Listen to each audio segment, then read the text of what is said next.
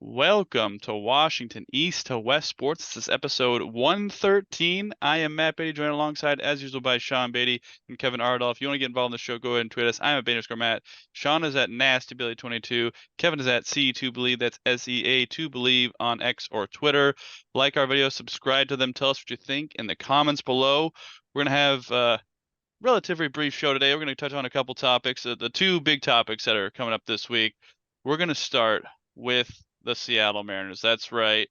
And we had our last episode. It was our MLB prediction show. And the Mariners started out kind of slow, but have picked it back up here in the last week and are sitting after today's game, which was a 4-0 win on the road against the Texas Rangers. They are at 12-11 and have taken a half game lead in the AL West. So Joe Varela, please make that banner that you usually do on Twitter when anything happens for the Mariners, so that way we can hang that banner up in T-Mobile Park. But Kevin, how much Mariners baseball have you been watching, and what have you thought of the Mariners so far? Sadly not as much as I want to watch. But I mean, like I said, I've been kind of keeping track of it. Yeah, to start off the season was not great. Though I would say as of recently they're kind of moving toward the right direction. More bats are starting to pick up versus the beginning of the season, like everybody was looking dead. Um, But yeah, especially a good series over a team that you should beat in the Rockies over the weekend. Even though they did lose one of them, but we won't talk about that. Um, but yeah, all in all, do I expect him to kind of grow from here? Like I said, I think it's too early to like freak out.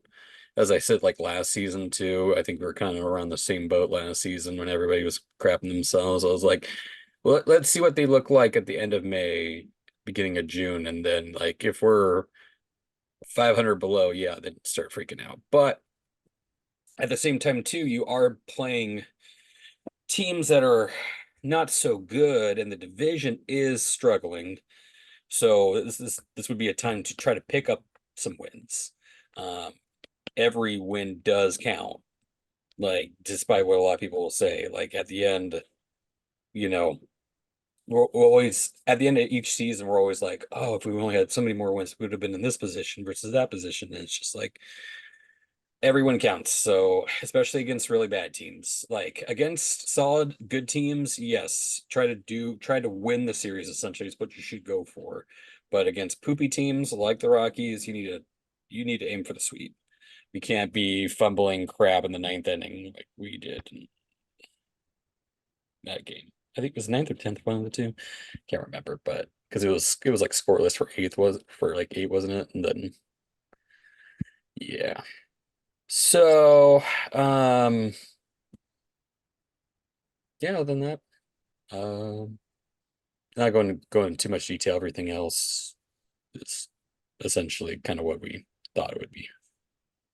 Sean? I mean, I will say this as to Kevin's point, the Rockies are paid to play baseball, and anytime you get a doubleheader, notoriously you're gonna split. Like that's what's kind of screwed the Mariners. It is very hard to sweep a same day doubleheader, and historically it's just really hard to do. So even bad teams, you most of the time you're gonna split that, and it sucked that they split it in a way where you're like the first game the day before was such a good offensive outburst, and the second game of the doubleheader was such a good offensive outburst, but that first game was just couldn't hit for one game. The other two they killed it. So it was just that's just what happens on double headers. Chalk a little bit of that. I think if they don't have a snow delay figured out Colorado, they probably sweep, but it's just so hard to sweep a 2 day doubleheader. I will say obviously that they played well or have not played like didn't play great, but like let's Boston, Cleveland, Milwaukee, Blue Jays, and Cubs. None of those teams I would say are bad. Like they are not bad teams. Um, Honestly, like the Red Sox are probably above 500 team if they don't play in the AL East.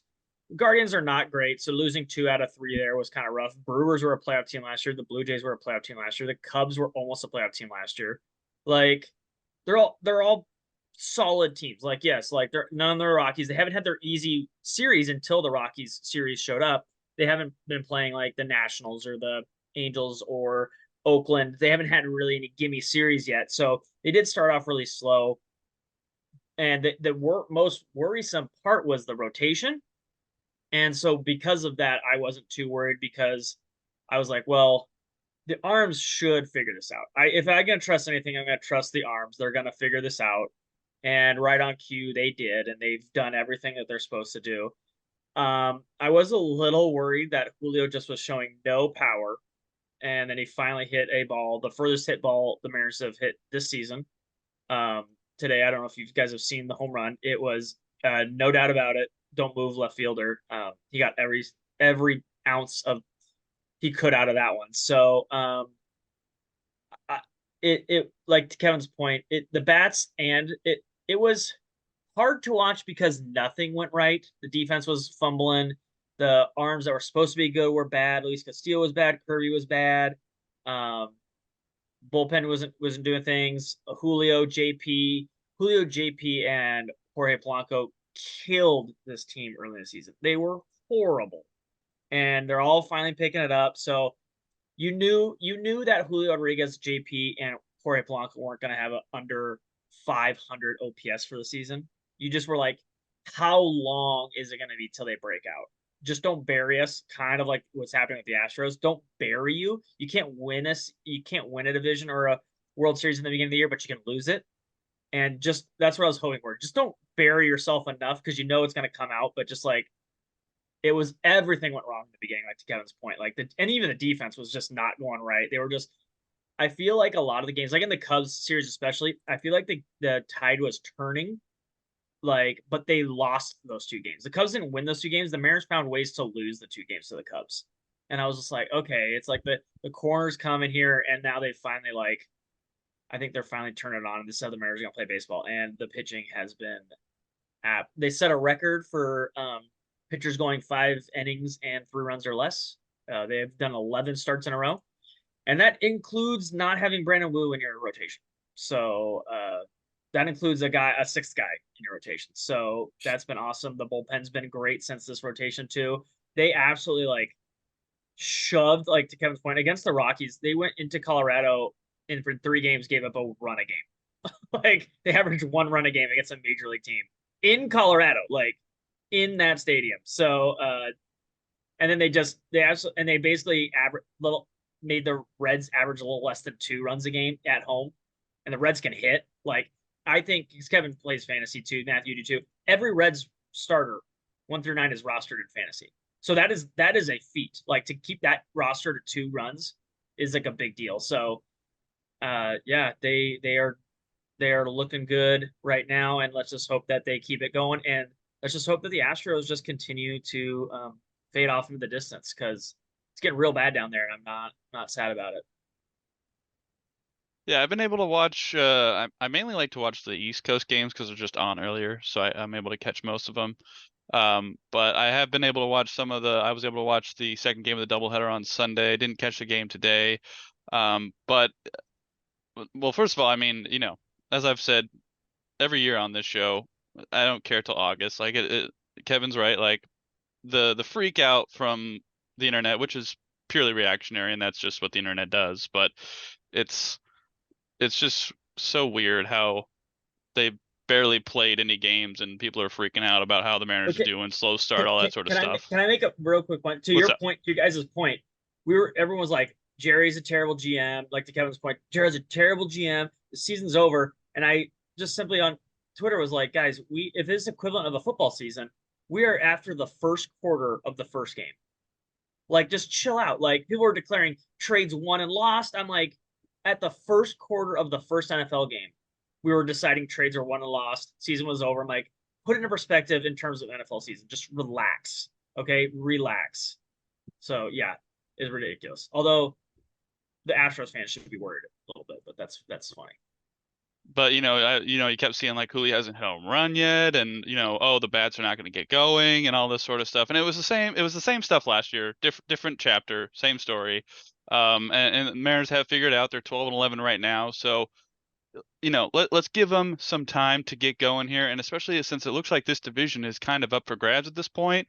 Texas is hanging in there. Houston, love to see it. Love to see it. And then Oakland, LA are Oakland and They play LA. I mean, baseball. Yeah, they play yeah, baseball. they play baseball. So, um, you know, there are some things that it's like, yeah, I would agree with that, but let's like give it some more sample size. Like, if the team doesn't perform this year, I'm fine with changing some things around, absolutely. But it's April, so let's pump the brakes here and let's see what this team does this year because this is not the same team it was last year. The vibes are different, Eugenio Suarez, the good vibes guy, is gone, and the vibes are different. So it seems like they have figured it out for the most part. And like Sean mentioned, the pitching has been pretty great. It's always great to turn on a game and know that your starting pitcher is, I'm not gonna say dominate, but has the potential to dominate any night that you turn on the game.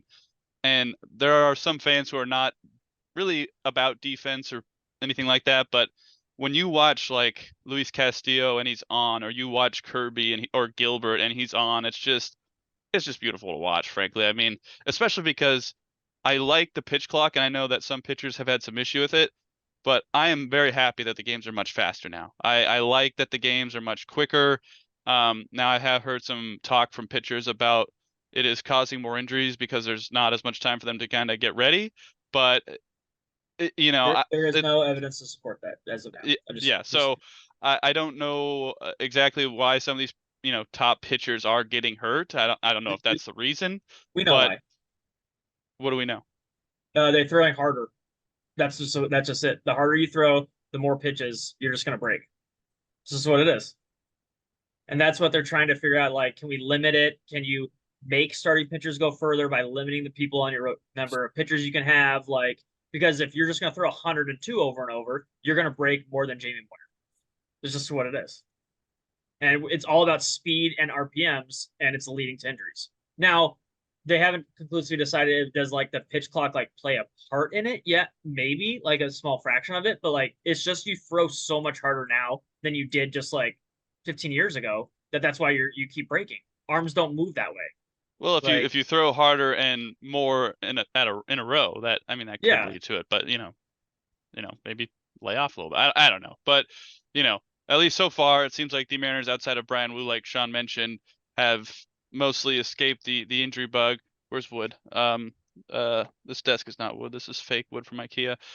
But as long as the Mariners can stay relatively healthy, and I think you can say this for a lot of teams too, but they should have a chance come August and September. So we'll see where this team ends up. But looking at their upcoming schedule, it's not too bad. They've got Texas, then they are finally back at home. They take on Arizona and Atlanta. Those are two good teams, and then they are at Houston and at Minnesota before coming home for Oakland and Kansas City. So we will see how this Mariners team does. But have you guys noticed anything around the league? The one thing I have noticed is it seems like I mean, I don't know how many people predicted the Yankees, probably a lot, but it seems like the Yankees might be as advertised. What do you guys think, Sean? it's too early. No, they're not this good. They, I don't think they have the starters. They've missed. They have like one start I'd feel comfortable with, and Garrett Cole isn't pitching right now. I mean, the same with the Royals. Like, the best team in the best winning percentage of baseball is the Cleveland Guardians. Like, I mean, it's early then. You know what I mean? It's still a little early. Right now we talked about how great the staff is for the Mariners. Hold on, I got a stat for you guys. We'll play a game. The Mariners are the sixth best rotation in baseball. The Royals are ahead of them. Can you name a Royal starter, either of you? You guys both play fantasy. Nope.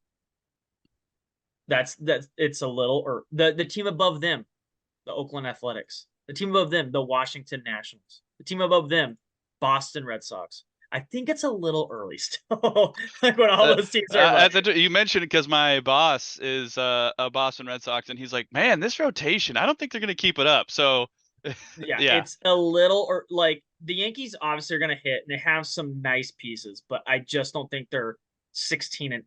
You know what I mean? Like they're going to be closer to 540 winning, a 54 winning percentage. Like they're going to be closer to that. And the Kansas City Royals, I'm sorry, not a 600 winning percentage. It's just not going to Has anything shocked you in the NL? I mean, the Mets were winless, and then they won like.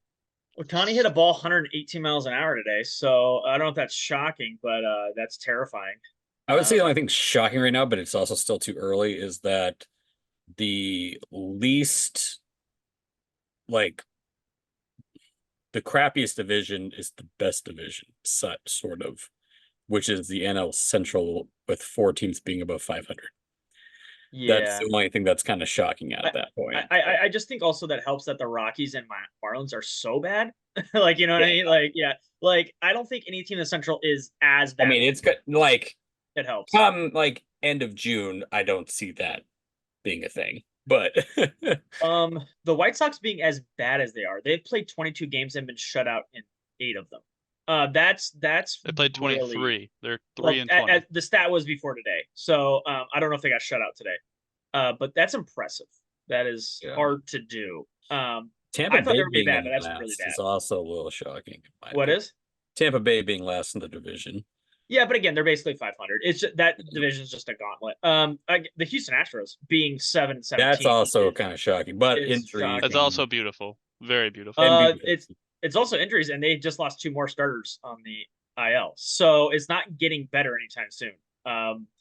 And so to Matthew's point, like they thought it was going to be a 3-horse race this year, and the Astros are quickly getting out of it because again, like we were like, you look at it, and you're like, oh, they're only 5.5 games out, but like they're 10 games under 500 already, so they have to play like at a crazy level to get back to 500 already. Like you're quickly running out of leeway for them to like get back in the race. So the Mariners became the favorites to win the division as of yesterday because the Astros are in the lead right now. Per odds, because the Astros have fallen off so far. Because like the odds of them getting all these games back are already is pretty. I don't want to say insurmountable, but it is a very, they've dug a very, very big hole. So, which again, happy to see. Couldn't have a nicer group of guys. All right. Anything else you guys want to talk about in Major League Baseball? No, I can think of. All right. Well, let us know what you think of the Mariners so far. Go into us. I'm at Matt. Sean is at NastyBilly22. Kevin's at SEA2Believe. Like our video. Subscribe to us on YouTube. Tell us what you think of the Mariners in the comments below. Let's move on to the National Football League. And the NFL draft is this Thursday through Saturday. Shameless plug for ESPN, the worldwide leader in sports. And we are going to do a mock draft. The Seahawks have 1, 2, 3, 4, 5, 6, 7 picks in this year's draft. We are just going to go through and kind of say who we think the Seahawks will draft. And then if you do have a move that you think they'll make, feel free to say that. Like, we'll get to it here in a little bit, but let's go ahead. And the Seahawks have a first-round pick on Thursday, the 16th overall pick. Who wants to call the pick first? Sean? You go. Okay, I'll go. All right. Well, so I really like. I think they're going 2 routes. I think they're going O-line, or I think they're going quarterback. I think they would go quarterback if they traded back in the first round. I think the quarterback thing is sailed. I don't think there's any way they draft a quarterback. Not in the first. I think they would trade back and take whoever remains of probably Penix or Bo Nix. That would be what I would assume. I think it seems like there's a lot of projections of like 4 to 6 quarterbacks going in the first round. 4 quarterbacks possibly in like the first 5 picks is something I've heard, depending on trades and all that sort of stuff. I think JJ McCarthy's a mistake, but it seems like there's a lot of hype around him. Ultimately, I could see them trading back and taking quarterback, but I think they will take an offensive tackle. I've seen in mock drafts Troy Fantanu from Washington. I don't know if he falls back. So based on ESPN's best available, I went with Olumuyiwa Fashanu, offensive tackle from Penn State. Sean, what do you think? I think there is 0.0% chance they draft a quarterback in the first, especially after trading for a guy. Troy is projected to basically go to them. He is projected 15th. They Seahawks draft 16th. Uh,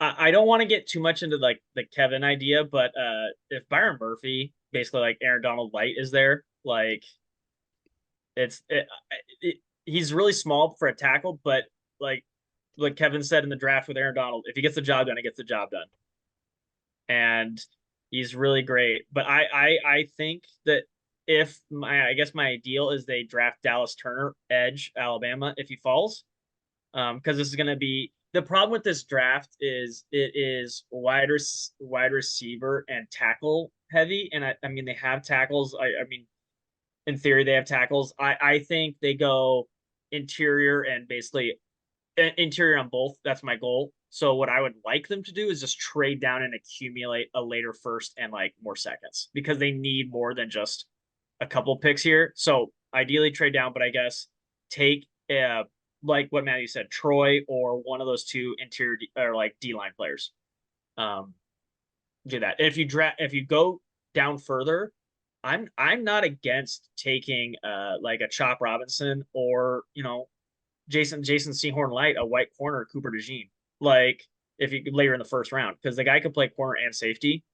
So I like get somebody on defense though. So who do you think they take? I see. I hate trying to see because like it's a whole new era now. It's like John Schneider now, no Pete. So I don't know what his philosophy is. I'm gonna say that Troy falls and they take the no. That makes too much sense. I'm gonna say Dallas Turner falls and they take Dallas Turner, edge Alabama. All right, Kevin, what do you got? Well, yeah, Sean already kind of said one of the possible picks I was thinking. Yeah, because he's your Aaron Donald guy. I was like, Kevin's of course gonna be all over this guy. Yeah, yeah, like Byron Murphy is just a fucking freak of nature. He would be my pick, but I don't think he falls. He slotted essentially kind of between like 14 and 20, depending on where teams. I think he's got the what our rumors is I think he's gonna go like 10. Like people love him. Like to Kevin's point, I think people love him. Yeah. So I mean, if he's still there, you fucking take that ass. You take Byron Murphy. There's just, I mean, especially when your D line is struggling. Like your D line is a sad excuse of. Other than, I mean, yes, you did bring back Leonard Williams, which is nice. He's a solid, really good player. But other than that, your D line doesn't look great. So adding Byron Murphy to that would be very, very sexy. I would be very happy. Other than that, I think you need to go either find another linebacker. But I think you could find like a really good linebacker in the second or third. So I would rather go like online. But like I said, we already have the tackle, so we need a guy that can be kind of makeshift that can play tackle or guard. So I was thinking probably like Graham Barton. That's Troy. Troy is a guard. They project him to maybe go into guard. That's why it was kind of like Matthew saying like go into him. Yeah, like Troy Barton, the kid from Oregon State. Flaga, I think is his name. Yeah. Something like that. I think he's gonna play tackle though. I think Barton, you're right, Kevin. I think Barton is the one. The issue is like you don't want to draft off ball linebackers and guards too high just because the position value is not there. But yeah, that's maybe why a trade down is probably like in the 20s. But if you're trading back into the 20s, then you could look at guys like Chop, Darius Robinson out of Missouri, which we have now I don't know if this was a Pete thing. We like taking people from Missouri. We have a history of it. So I don't know.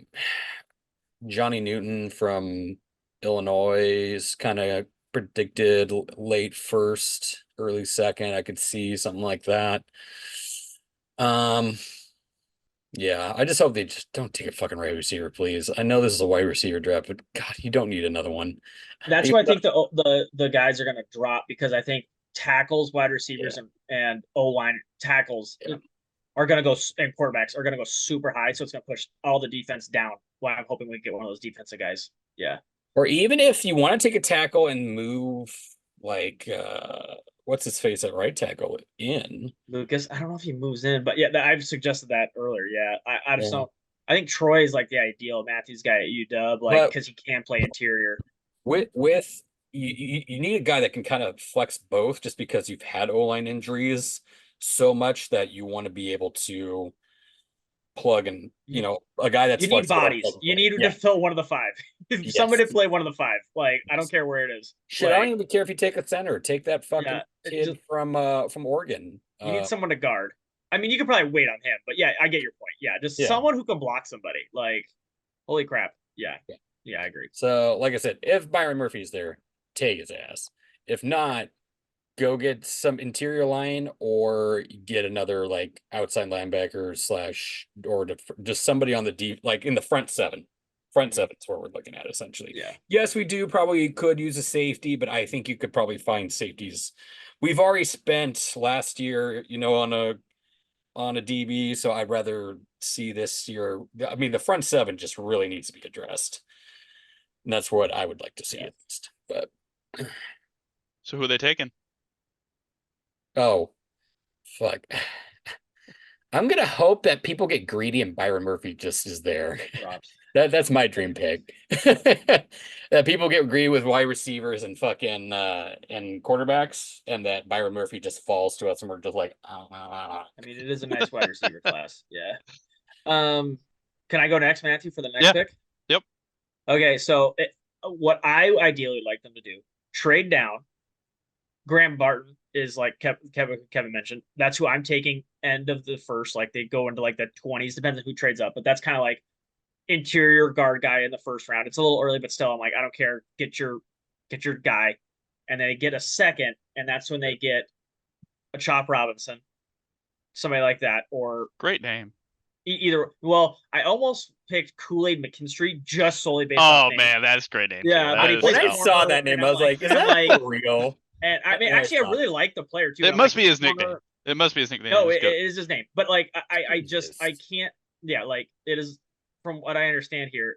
But like um he's actually good, but he plays corner. I don't want to take a corner right there. I wanna do like Jackson Powers Johnson or like a Grant Barton. Somebody there, you get an interior guy and then flip it on the other side with the next pick that you get in the second round. Uh like a Darius Robertson or a Chop Robinson. Just blowing my mind that they're both Robinson. And then I guess I'll go.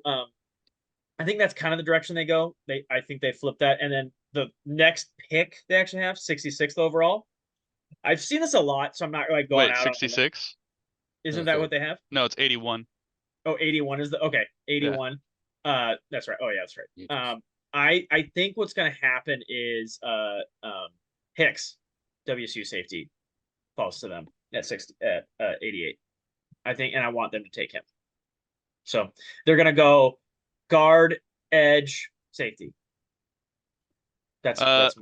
Yeah, I was looking at the just best available. And so I would like to address linebacker early. So I went with at 81, Curtis Jacobs, linebacker out of Penn State.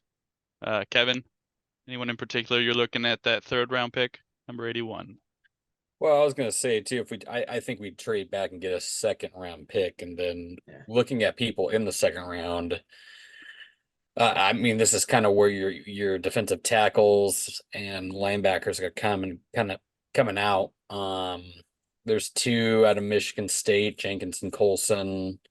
You got like Jared Verse from Florida State's looking. The tape looks okay on him. Broswell, Alabama. I'd be happy with any of those, to be honest. Third round. 86. I think probably probably safety, because I my dream, like I said, you get some form of defensive line and then linebacker, and then I would then probably look at safety depth then afterwards. Maybe people like Kalen Bullock out of USC, Kinchins out of Miami. Who else is probably going to be like a third rounder? Or Jalen Simpson out of Auburn. Yeah, that's kind of my goal because, like I said, hit the first three with. Even though, even like I will take a guard too. If they don't want to get a safety and you want to go a guard there, third round, Cedric Van Pran out of Georgia would be a good third round for a guard. And it's a guard in third round, like I said too. That's more of like kind of where you want to pick versus wasting a first round pick on a possible guard, which has come to bite us. I just think that like yeah, absolutely you're usually right, Kevin. It's just that like it's such like a top heavy draft. I don't know if it's a really deep draft. Like taking a guard in like 28 range or mid 20s isn't like the worst thing because I just don't know if there's like a crazy top tier of guys that are the Right. past couple of years. I just think it's a little bit weaker of a draft in general. So which I mean helps us because it's like we need a lot of depth. I don't know if we need a ton of stars. We just need a lot of bodies that can play football at a certain level. Braylon Trice out of Washington is probably going to be around there in the third. If you're going local, I know all the freaking UW Hawks fans will shit their pants a little bit. For people who like linebackers, I like Jeremiah Trotter Jr. for way back in the day out of Clemson. Yeah. He's a linebacker. He'd probably go in the third round. Yeah. But yeah, that's kind of like my mindset is those three. I think probably linebacker, deep or defensive line, either tackle or edge, and then O line. It would be nice to see. I'd be okay with a safety too, like taking one of those out and putting a safety, but mainly defense is what needs to really, really be addressed. So give me a name in the third there. Who do you got? Oh, honestly, probably kind of like the Bama kid that I just mentioned. What was his fucking name again? I read it down somewhere, but I friggin' Jesus Christ, where did I put it? Alabama linebacker? So you said? Maybe I don't know. Edge. Yeah, fuck it. Let's go. Oh, man, there's quite a few there. I'll say guard. I'll stick with Van Pran out of Georgia. All right. With some guards. We're guards. All right. We got 102 and then we'll take a quick commercial break.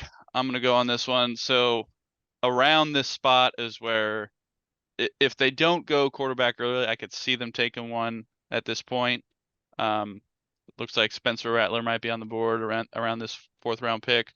I don't mind taking the shot, but I would prefer most of my picks, all of my picks except for one are defense. So I would take Brennan Jackson, edge out of Washington State. Perhaps a little bit of a homer pick, but definitely need some help at edge. Sean? I didn't go too deep in the draft because once you get past the 3 rounds, it's such like it's such a crapshoot. But like Yeah. fourth, like Justin. Oh man, you're gonna make me say his name. Oh, Ibujibai from Alabama. I don't know. Or yeah, so like a Theo Johnson at a Penn State maybe. Just tight end, fourth, fifth round tight end. So just because you do need now someone that actually can play also the position of tight end because you have one. So a fourth, fifth round tight end is not like it's fine. These picks, and that's why trading back a couple times is probably not a bad idea because you don't have many picks and you need a lot of depth pieces. You need a lot of guys who can play spot starts or a couple snaps here and there. So at a certain point past that first round, I want them to really utilize that first and kind of like second round picks. And then it's just accumulate picks and just take depth pieces. Just take whatever's best available that's not a wide receiver. And you could even take a corner, but I just don't want to see a wide receiver. Like Matthew said, like I don't mind taking a quarterback, take whatever you can, but just get a lot of them. And don't take massive swings to be like, all right, here we go. Boom, boom, boom, boom. And so I'm not too worried about it after this. Kevin, what do you got? Early fourth. If we're going tight end, I would say probably Jaheim Bell out of Florida State. good, pretty good catching and route running ability. Tight blocking, but I mean, hopefully we get away from a little bit of that and more passing versus run blocking. But even though run blocking is still key, I'd rather just go stock up that defense. Grayson Murphy out of UCLA. Mason Smith out of LSU. Is that how he pronounces it? It's two A's, so I'm Oh, gonna okay. Mawson Smith. Yeah. Or Jordan Jefferson out of LSU. You know, big name schools, stuff like that. Usually, kind of works. Not all the time, but yeah, that's kind of. I mean, if you're going linebacker in that area, probably like Nathaniel Watson out of Mississippi State. Oh, we have two in the fourth, don't we? Well, hold on to we'll that get, second, we'll fourth get round that. pick Oh, because okay. we'll get to it We'll be right right back. after this word from our sponsors.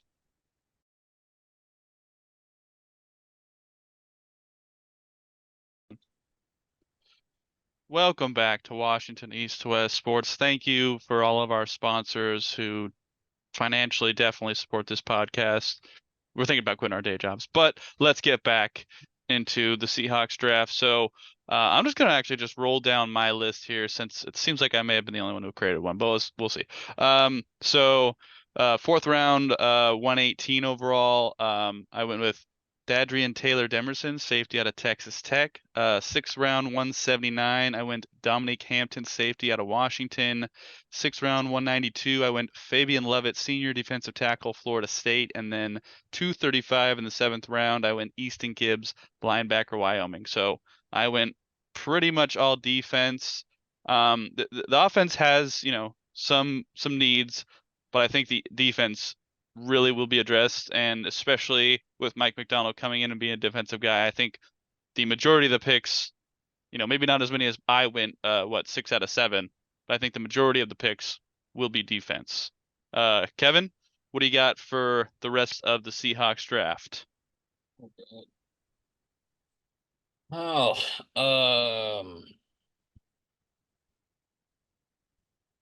I mean, obviously we got to get a running back, I mean, it's Pete's not gone, Kevin.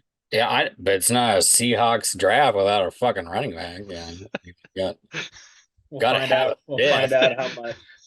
Gotta have a fifth. I mean, if we are, let's go get Frank Gore Jr. Might as well. It's I mean, if hope. you take a running back in the sixth, I don't care. You know what Yeah, I mean? yeah. Like I said, past the fifth, I really don't give a crap. And if Frank Gore Jr. is still there, why not take a flyer on it? I mean, his dad was a Yeah. freaking beast. Might as well. Um, let's see. We have what you said. We have one, the fifth one, the sixth one, the seventh. No, one? we have a second pick in the fourth round, and then two sixth-rounders and a seventh round. Oh, okay. I could see us probably getting more corner depth, even though I don't think we really need it.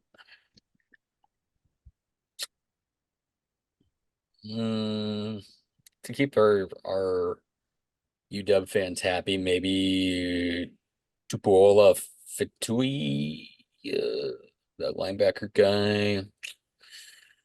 I'm just looking for some sweet names here. We need some sweet names. Oh my God, DeCamerion Richardson. DeCamerion, I like that.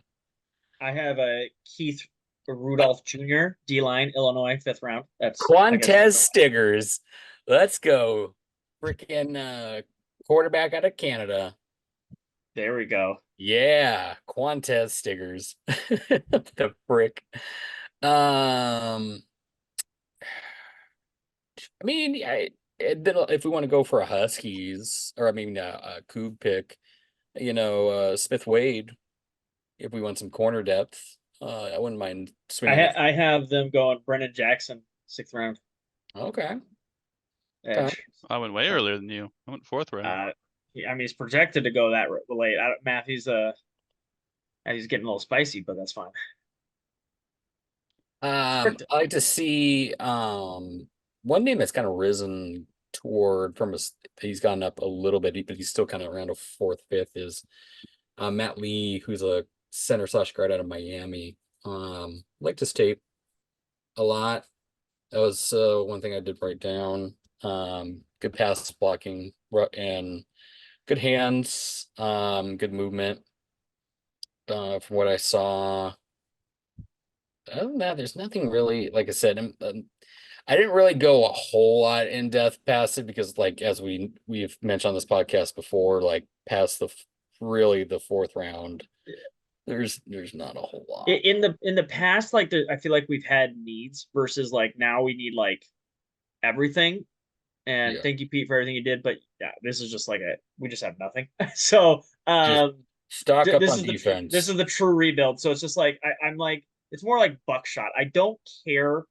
I just want your process to be okay. Trade down and get some picks. And if you keep all your picks, like at least like don't be investing heavily in wide receiver and quarterback, which this is a big draft for that early. So I'm like, other than that, and you don't draft a running back super early, I don't really care where you go. Like because we have so many needs, you really can't make me mad. I'm like, okay, you draft a guard or you draft an off-ball linebacker. Like, okay, we need both of those. Like, maybe don't draft the off-ball linebacker, like trade up to 10 and get them, but you know what I mean? But like, if you just don't do that, then it's like, okay, we need the player. So go get the player. Because at the end of the day, I think we've talked about this in the past. Like, we can disagree with the Seahawks on the type of player, on which specific player it is. But all I've cared about in the past is like, is your process okay? Is the idea okay? And it wasn't for a long time. Then when the process was good, even though we disagreed maybe on the player, it was like, okay, then the draft suddenly got better. I'm like, if you just make sure you have a good process, that's all I care about. I don't care specifically the player. If I liked an edge more than this edge that you took, it doesn't matter. You were thinking in the same realm. You were thinking smart and intelligently. That's all I care about at this point. And yeah. What I'll do is, instead of giving like who I want to see, here's with the 7 players, here's what I'd like to see. I like to see 2 edge rushers, an interior, like a D tackle, nose tackle, something like that. I'd like to see a linebacker, so that's 4. I'd like to see some form of guard that can possibly switch out between guard and tackle, 5. I'd like to see a tight end, and then I would like to see a safety. That's what I would like to see. Yeah, I want to see at least one lineman. You took 2, I'd be happy. And then, frankly, if you just went defense with every other pick, that's like my dream. 1 or 2 linemen, preferably interior linemen. I'm okay with starting Abe Lucas as your right tackle. That's fine with me. If you could take guards or a center or whatever you want to do with your interior, or you take a tackle, that's fine too. But one has to be 1, 2's fine, and then the rest just is like defense, whatever flavor you want. Obviously, Kevin, I agree with you. I probably lean more towards D line. But if you told me you took a bunch of safeties and linebackers, fine, we need those anyways. But like, I would like them to go forward to back. But like, front 4 is so bad though. Other than I know, but Kevin, our linebackers and safeties are so bad. I mean, we did sign 2 that are solid, even though they're on 1-year deals. But like, I don't think we have a single linebacker that I like playing football for us next year. true. I think we need 4. I think we're all So, pretty much seems like an agreement, like defensive focus basically, yeah. draft. What team was it the other 1 year that went every single? Was it the Panthers that went every single pick was defense? Was that like 3 years ago? Or I do not remember. Kevin, do you remember that? It was like every person, they picked every defensive player. Like NFL team drafts. Oh, you said a team picked it? Yeah, defense? Nothing but defense. There was one team that like a couple years ago drafted like all their players were defense. I thought it like was I thought it was the Commanders. The Commanders? I thought it was the Panthers, but either way, like if you did that, I'm like, it was a team that sucked balls that just really needed. Yeah, I know that it was a team that like really was struggling, and they were just like, we're going all defense. Yeah, and sounds like you two are both in the camp of trade back. Is that fair to say for the first round? Yeah, I mean, if they made a pick, not the end of the world, but I just feel like the value they don't have a second round pick. They have 1 in the top 80. I just think they need more. Like again, we need a buckshot of picks, and 1 in the top 80 is just not going to get it done. Honestly, I'd even be a fan of trading that second, 4th, and like a 6th to move up into the 3rd to go get a dude. Like, I mean, yeah, but you need so many guys. But yeah, you're right, Kevin. Like but a I have a 6th round feeling pick we're gonna have a isn't. lot of undrafted dudes that are I mean, we're Oh probably gonna yeah, have to. absolutely. You're gonna have they're to. gonna Yeah, make this fill it out. team. Now, will they make this team next year? Yeah, see.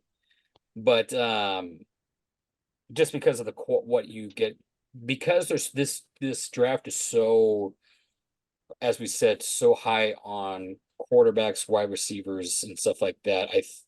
With the positions that we need on defense, with most of those going in the second and third round, you need as many of those as possible. Yeah, the Panthers make history all defensive NFL draft. No, it's bad. Okay.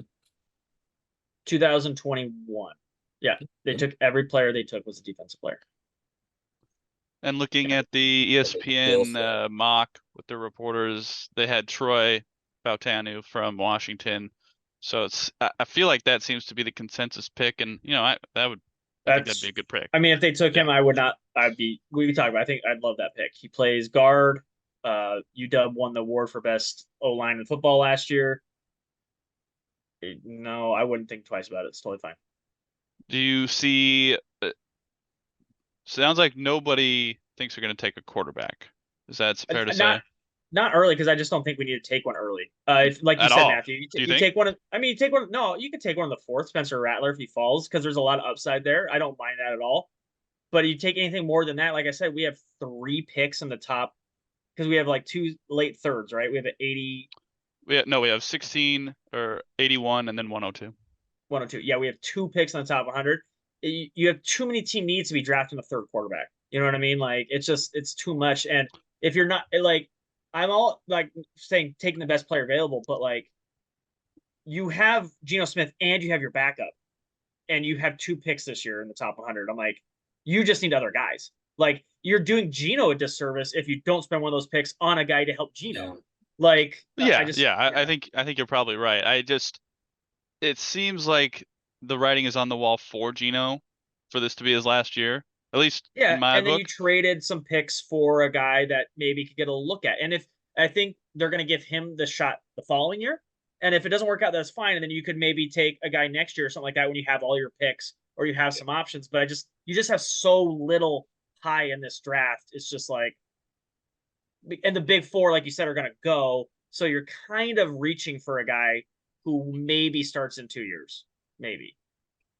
I feel like it's just not in the cards this time. If Penix falls to like late 2nd or 3rd, that's fine. But I first round, there's too many other things that need to happen for that to happen.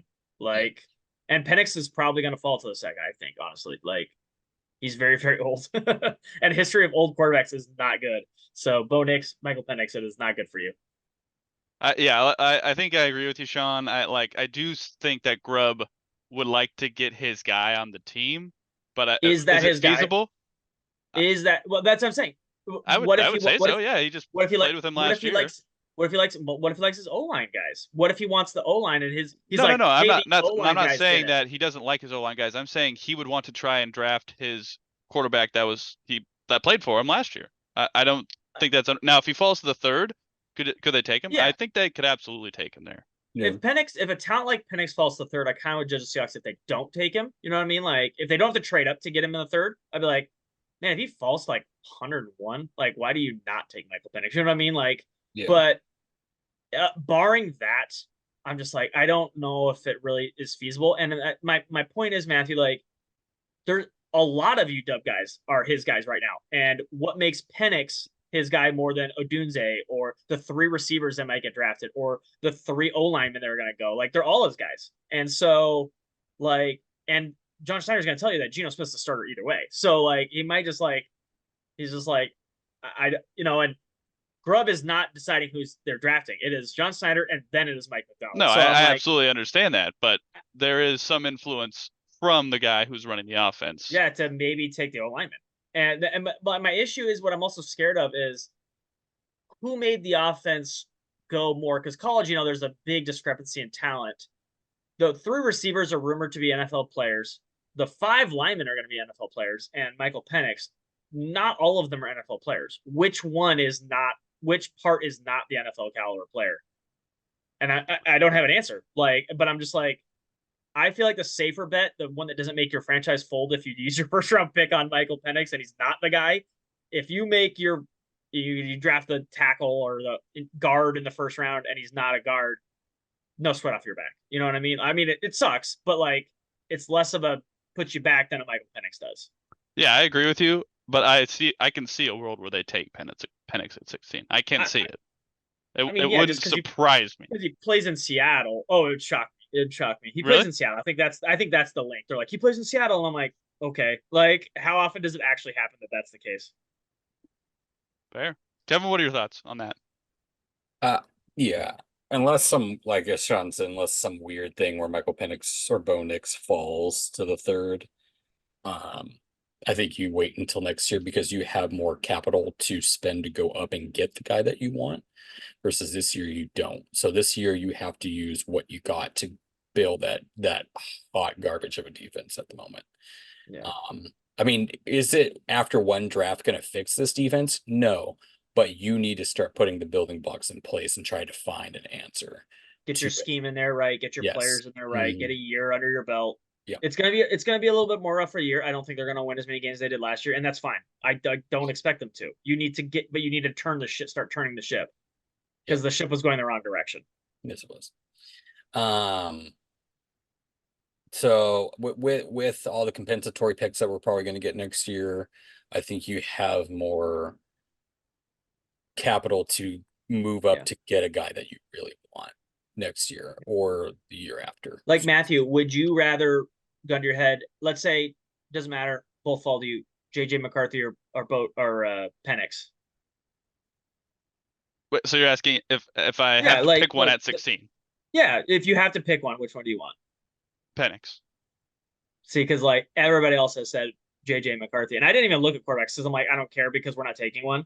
But like, I just think that like there's four dudes or four guys who could be dudes. I mean, obviously anybody could turn into somebody, but I think the percentages of Bo Nix and Penix becoming an NFL like dude are so low compared to the other ones. Could it happen? Yeah, but like there's a lot of things that in their makeup that are worrisome. I personally, in the limited games that I saw, I thought Roman was a great, like that dude is the number 2 receiver in this draft, and he made it for a lot of poor Penix throws. He adjusted so well on the ball in the air. I was like, wow, that is a great adjust, terrible ball. And I was like he made it look so good. I would agree with you. I don't think Penix is the most accurate passer. And that was his only part of his personally, game. I don't see what they see in Drake May. I don't understand that at all. But you know, Drake May has he just has a cannon.